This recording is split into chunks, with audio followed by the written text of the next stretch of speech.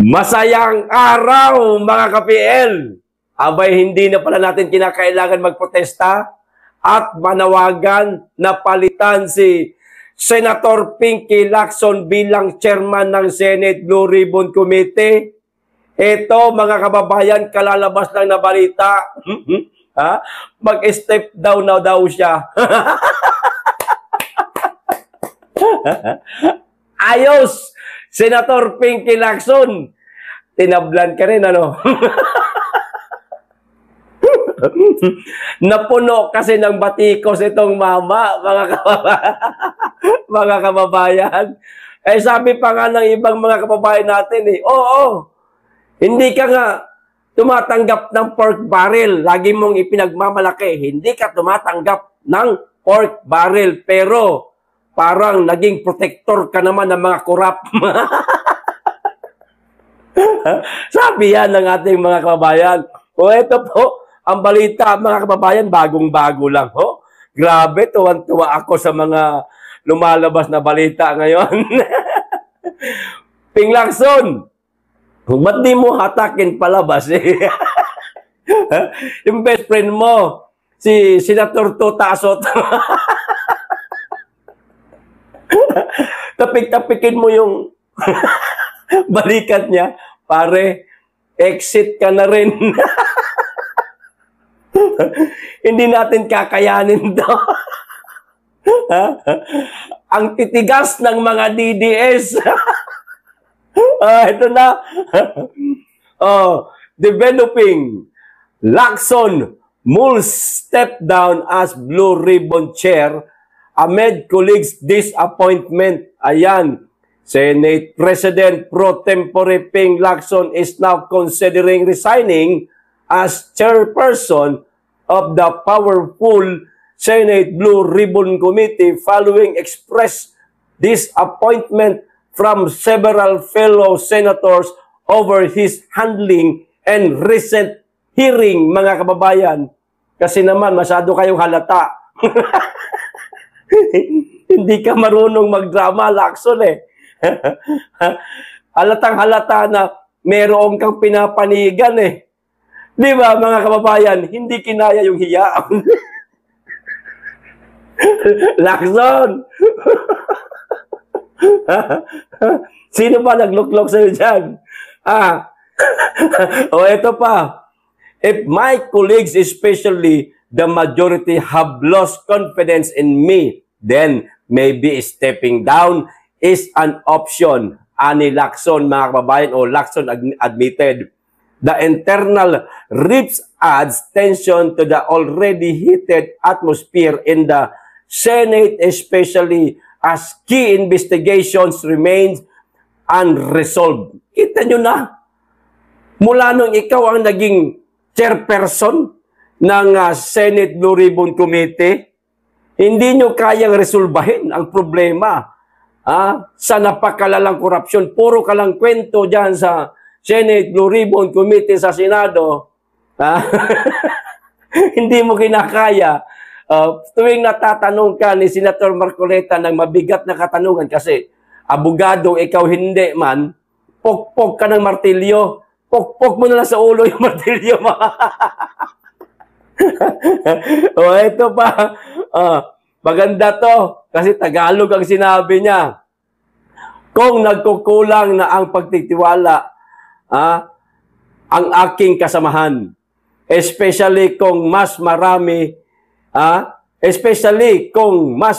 sa kanila hindi na masaya sa aking pag-handle sa Blue Ribbon, naisip ko rin maybe stepping down is an option. Is an option pa man din pa mga kababayan. Pero ituloy mo na. Huwag mong sasayangin ang pagkakataon, Ping Lacson. Alam namin na ngayon ay nagmamasid ka sa kung ano ang magiging reaksyon ng ating mga kababayan dito sa mga sinabi mo. Sasabihin ko na sa iyo, Ping Lacson, maraming natutuwa dito sa sinabi mo. Kaya wag ka nang magdalawang isip. Bumaba ka na. Sa Lunes, bukas, ayan, ipagsigawan mo sa 4 na sulok ng plenaryo ng bulwagan ng Senado, nabababa ka na sa pwesto mo. Okay? Sigurado magpapalakpakan ang mga audience nyo dyan sa loob ng Senado. Pero yung mga DDS na mga senador, tatawa ng palihim niya. Ayos, Ping! Alam mo, nagbubunyi ngayon ang buong Pilipinas dyan sa sinabi mo na yan. Kaya ituloy mo na. Huwag ka nang magdalawang isip, no? Bumaba ka na. Higit sa lahat, hatakin mo rin yung best friend mo. Walang silbi yan na Senate President. Tuta yan eh. Meron nakatali sa liig yan, hatakin lang yan ng isang kongresista. Di hamak na mas malaki ang mandato niya kaysa doon sa congressman, nagpapauto. Palibasa kasi. Parehas kayong mga hindi abogado eh. Hindi naman sinasabing abogado lang ang mayroong prinsipyo. Pero, wala kayong prinsipyo.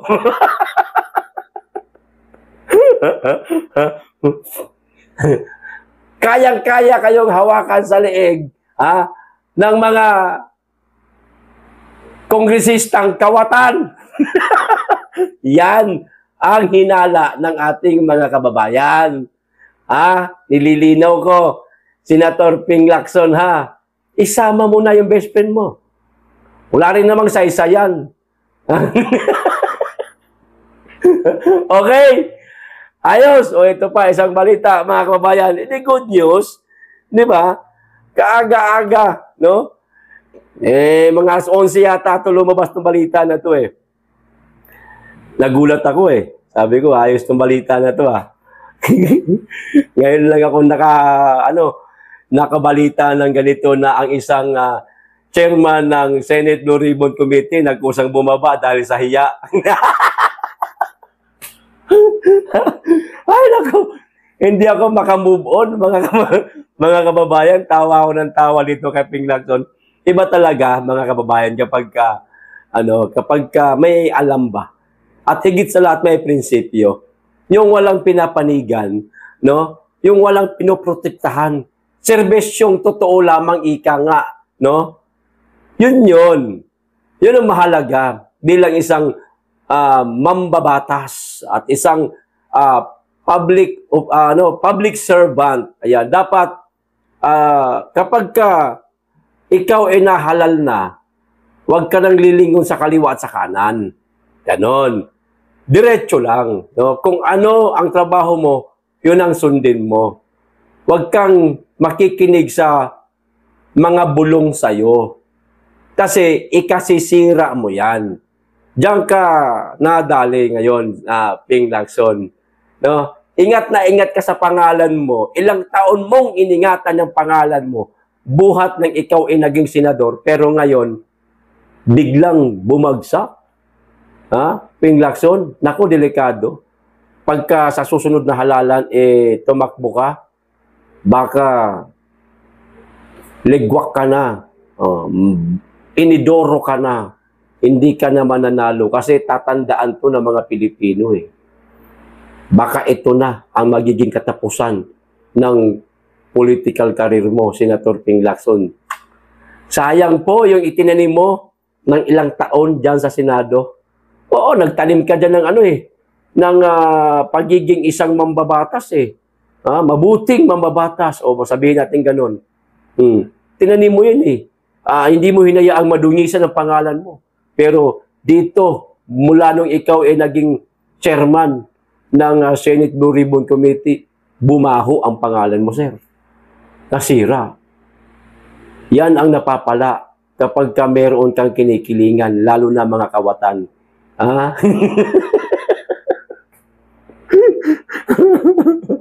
Pero sir, at totoo lang, lahat yan, hinala lang naman talaga ng taong bayan na parang ikaw merong kinikilingan. Kasi nga naman, yung hearing nyo dyan sa Senate Blue Ribbon Committee, Hindi nyo kayang resolbahin ang problema. Samantalang kita-kita na ang problema.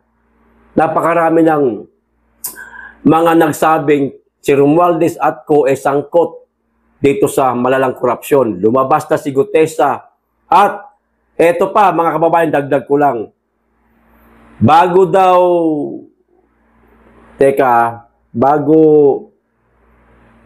basta itong buwan na to, October, mga kababayan, meron pang isang lalabas na hindi marami pa na mga testigo, marami pang kakanta, katulad ni Gutesa, mga kababayan. Siguro yung mga kasamahan ni Gutesa, kakanta na rin. Kaya siguro, na-anticipate na nitong si Lacson na, marami nang lalabas, may hirapan na tayong salagin ito. O para tayong naiipit sa dalawang malalaking batong nag-uumpugan. O parang ganun ba? Maiipit talaga kayo dyan. Kaya, step down na lang siya. Yun. Hindi. Alis na lang nga ako. Good job, Lacson. Good job. Salute, sir. Salute. Okay, ito na. Isa pang balita, mga kababayan. Nako, nambudol na naman si Bangag. Di ba nagpunta sa Masbate? No? Imbis na ang una niya puntahan yung mas malala ang natamo ng mga pinsala sa Cebu, yung lindol. Inuna niya puntahan yung Masbate. Mga kababayan, ang budol doon yung mama. Ang pangako niya sa mga kababayan natin, mga magsasaka, ay ang bentahan daw ng palay. Kung di ako nagkakamali, basta nandito po sa video, panoorin na lang. Nasa 19 hanggang 21 daw. Wow! Yaman mahal ng presyo sabihin na natin 19. Ba, malaki na yan. O hanggang 20, basta may nabanggit siya na mataas na amount, mga kababayan. Pagpalagay natin 21. Ayan. Malaki na ho yan, mga kababayan. Pero ang totoo, ang totoong bentahan ng palay mula sa mga magsasaka, eto ho, panoorin nyo ang video, maaawa po kayo sa mga kababayan nating magsasaka dahil kasi yan sa importasyon ng bigas, mga kababayan. Ito na po yung video ni Marcos at saka video ng mga magsasaka, pinagdugtong ko na lang po. Panoorin po natin. Hindi magbabago ang buying price ng palay ng NFA. Hindi namin ibababa, hanggat hindi namin ibababa ang buying price. Ano ngayon, 19 to 23? Oo. Sa dry. Oo. So sa basa 18 ang pagbili. Hindi na yan bababa dyan. At kung kakayanin pa natin, titignan natin kung ano pa. Pero hindi lang naman ang suporta na ibibigay natin, hindi lamang dun sa palay buying. Kung hindi sa iba't ibang inputs, kagaya ng nabanggit ninyo. Kaya't ang DA, ang ginagawa, imbis na kayo ang bibili, na maghahanap kayo ng urea, maghahanap kayo ng lahat ng pesticide, ang DA na ang bibili para makarami. Pagka nakarami, makamura tayo. Tapos, nandyan na yung lab, yung ating soil laboratory. Sa aking palagay, unang salta pa lang, makikita, mababawasan ang gastos natin. Dahil alam na yun natin kung gaano karami ang ilalagay na ayuda na fertilizer, kung gaano titigil. Tapos kung ano yung lupa na kailangan pahingahin muna, yun, dahil may soil analysis tayo. Kaya malaking mababawas sa ating gastos. Kasi alam na natin, eksakto lang ang ibibigay natin. Magandang umaga po sa lahat. Nagpaani po ako kaninang umaga. Nag-start po ako ng 8:30 at natapos ng 11 o'clock. Nakakalungkot po ang resulta. Mr. President, malayong-malayo po ang sinasabi mo sa katotohanan dito sa aming probinsya. Yung sinabi mong presyo ng palay ay dapat 17 to 19 ang wet at 21 to 24 ang dry. Nagari-harian na po ang mga rice trader dito at mga ahente. Nakakalungkot po. Alam po ba ninyo kung magkano ang kuha nila? Parang kanila na po ang buong Nueva Ecija. 8.50 po per kilo. Napakahirap po na tanggapin para sa aming mga magsasaka ang nangyayaring ito, Mr. President. Pagkatapos ng almost 4 months na hirap at nang kami mag-ani Sa halip na kaligayahan ng aming matamo ay kalungkutan, tumutulo po ang aking luha habang binebenta ko ito. Wala ho kaming magawa kaysa sa stock namin ang aming produkto na masisira lang. Pikit mata po ko na kaming nagbigay ng presyo sa 8.50. Napakalayo sa katotohanan, Mr. President. Mga kasama, siguro naranasan din po ninyo itong naranasan ko. Magkapit-bisig po tayo, magkaisa po tayo, at ipagsigawan ang ating problema na walang tumutulong sa atin. Sino pa ang tutulong sa atin, mga kasama? O kinanatanga 8.50? Bullshit! Size na lang. Oo, yung piso hindi na ako ba? Matitigil talaga pagpapalay. Hindi, sinong tutarpok na ako makakasagot niya. Tama na. Yun, ang mangyayari nga hindi na magtatanim. Lugin-lugin na daw. Wow, magsasaka dito, 5 piso ang kilo ng palay. Yun. Hindi niya lo ibababa ang buying price, mga kababayan. Kapag katuyo, 19 hanggang 24 ba, palakpakan. Ha? Kapag kabasa yung palay, mga kababayan, 18. Yung pala ang totoo, ayan o, mismo mga magsasaka na ang may sabi, ha? Magsasaka na po, mismo ang may sabi. Mahirap po paniwalaan to si Marcos kasi hindi mo po magsasaka yan. Hindi ho lumaki sa hirap yan. Lumaki po yan sa magandang buhay, mayaman. Baka nga sa palasyo pa pinanganak yan eh. Lumaki din yan sa palasyo. Sa madaling salita, hindi niya kayang sabihin kung ano ang tunay na kalagayan sa agrikultura sa ating bansa kasi hindi niya po dinanas yan. At higit sa lahat, hindi siya magsasaka. Pero ang totoo palang presyuhan, bilihan, buying price, sabi ng isa, 8.50. Sabi naman ng isa, 6. Sabi naman ng isang magsasaka, 5 piso. Paano mabubuhay yung ating mga magsasaka niyan, Mr. President? Gumawa po kayo ng paraan, Mr. President, para alisin yung mga rice trader na yan na nagpapahirap sa mga kababayan natin magsasaka.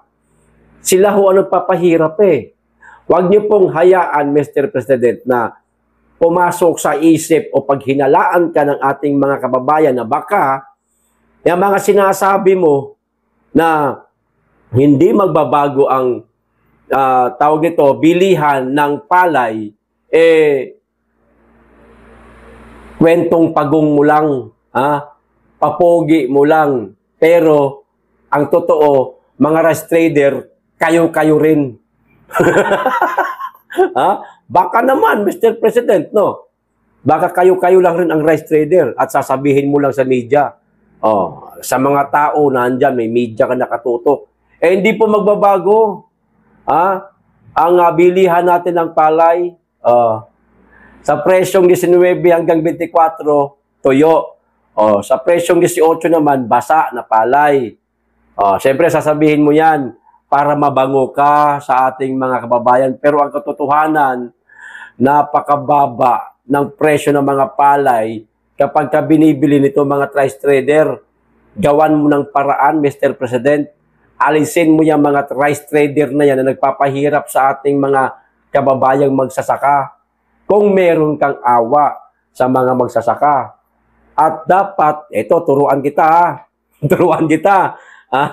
Magsasaka ako no? Meron ako mga biyanan ng mga magsasaka no? Ganito, Mr. President, kung talagang seryoso ka na paunlarin ang agrikultura, lalo na palay dito sa ating bansa, maano ba namang isang taon ponduhan mo? Kahit isang, sabihin na natin, kahit 1 trillion, yan. Kahit 1 trillion na lang ang ating mga magsasaka. Ponduhan mo, pautang ka ng pera para sa mga pambili nilang abono. Kasi similya, meron na yan sila eh. Magbigay ka ng mga kagamitang pangsaka, hindi lang sa piling lugar kundi sa buong Pilipinas. Para lahat, uunlad ang pananim ng palay sa ating bansa. Hindi yung sa Mindanao na iwan. Ang lumakas lang, banda lang dun sa inyo. Paano yan? Visayas, naiwan din. Palibhasa mga Bisaya yan. Ang paunlarin mo lang, ang Luzon. Ay, hindi pwede yun. Lahat, dapat buong Pilipinas, 1 trilyon, isang taon. Yan ang pinaka mainam na Mr. President. Isa sa mga makakatulong yan sa ating mga kababayan. Pero yung puro ka lang kwento, puro yabang lang yan. O, ito pa isa. Bilhin lahat ng gobyerno ang mga palay ng ating mga magsasaka. Ngayon, meron naman kayo mga, meron naman kayong DA secretary, yan. Magaling man kaya yan. Siguro naman matatansya na nila na itong bigas na ito, itong volume, napakaraming palay na ito, kaya ito hanggang 6 na buwan ikonsumo ng mga Pilipino. Ngayon, kapag running out na yan, Mr. President, running out na, paubos na, tsaka pa lang po kayo mag-import ng bigas. Kung kukulangin tayo. Para magkaroon naman ng kita yung ating mga magsasaka. Hindi yung kaani pa lang ng ating mga magsasaka.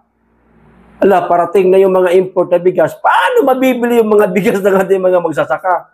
Di mo ba naiisip yan? Di ba naging DA secretary ka naman? Kaya lang, umalis ka kasi alam mo mahirap. mahirap ang trabaho ng isang kalihim ng Department of Agriculture. At marami pang solusyon, Mr. President. Marami pang solusyon. Kumonsulta ka lang dyan sa mga, sa mga business advisor mo. Matutulungan ka niyan kasi alam namin di ka talaga marunong sa ganyan eh. Di mo nga alam paano maging presidente. Maraming paraan, Mr. President, no?